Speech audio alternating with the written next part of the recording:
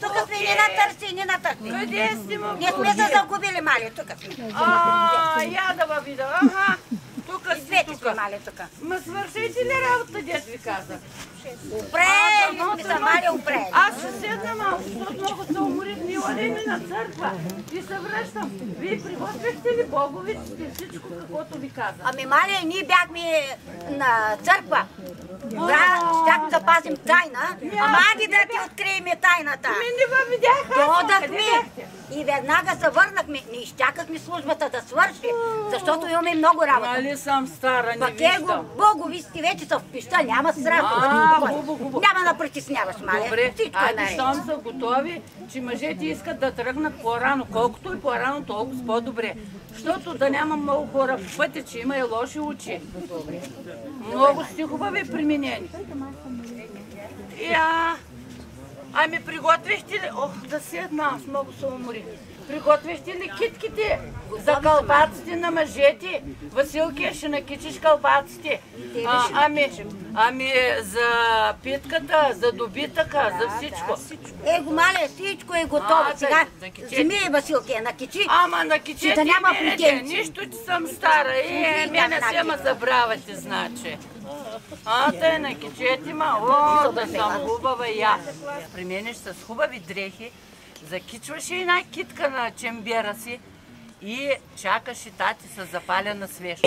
Той някога се връщаше и късно, защото на мелницата имаше много навалица.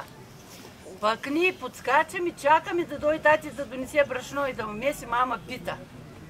Като дойдеше, разтоварваха и мама на заранта месеше ни пита. Като я изпече, умиваше я с кладенчова вода, увиваше я в най-новия мисал и я оставаше да иди да обиколи нивата и да се върне. Тъй се казваше едно време. Пък ние чакахме с нетърпение да ни очупи по едно парченце. Ние бяхме много деца. Като ни очупи по едно парченце, тя много беше сладка питката тогава. Защото някога житото ни ставаше, имаше суша, ядяхме и малай, и мамалига, яли сме царевично брашно, защото като дой вече пролета, свършва бялото брашно. Колко малай и мамалига баба ви изяла, докато стигне до тези години. Ето вече не мога. Помнете и знайте баба ви какво ви е разказвала. Малко, защото и слагай. Така. Чакайте малко. Така. Готово ли е вече? Айде сега. Да сложиме и парчето от миналогодишната боговица, дето я ядахме на бъдни вечер. Тя цяла година, защото стоя пред Богородица, да е чисто и да е хлебно семето. Добре, може. Ще се учите, няма да слушате други хора, каквото ви казваме, това ще правите, защото ние остаряваме. Така. Така, сипай и орехи. Така. Орехите да е едро житото. Слагай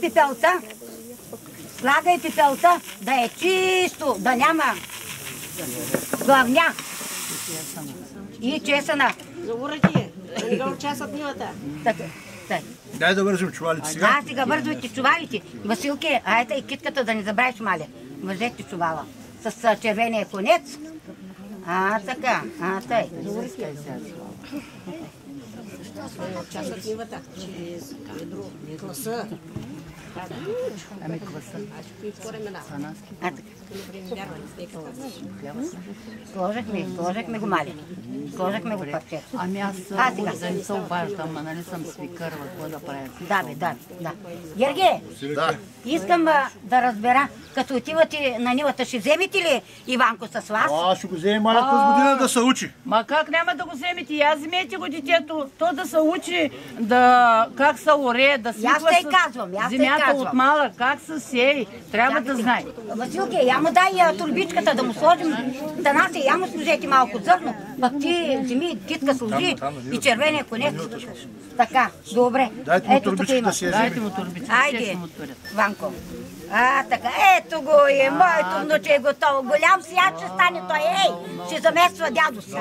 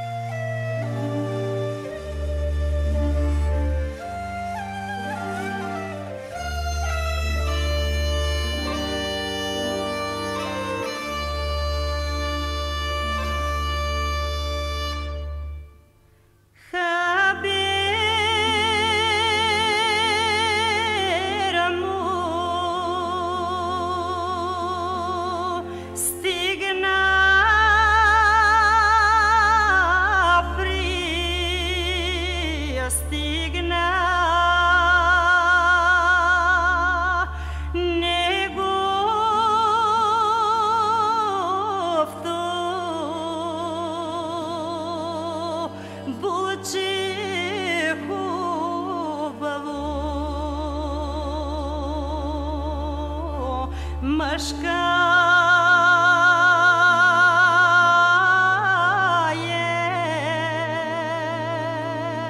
е рожбато било.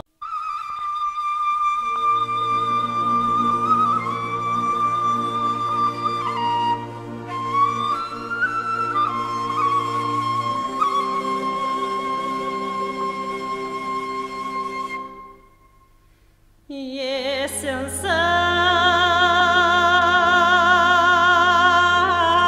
за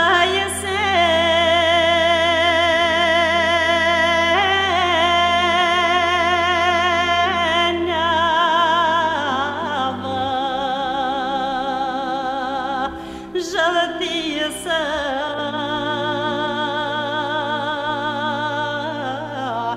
жита засява.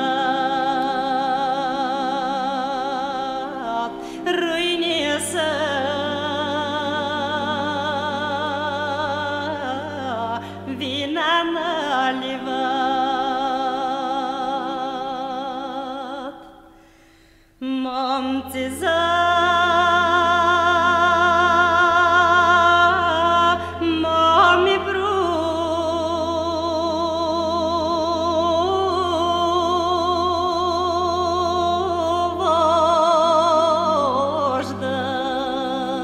провождат, белия са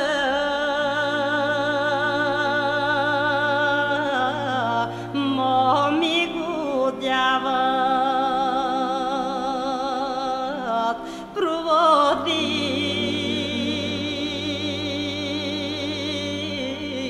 дико заебана.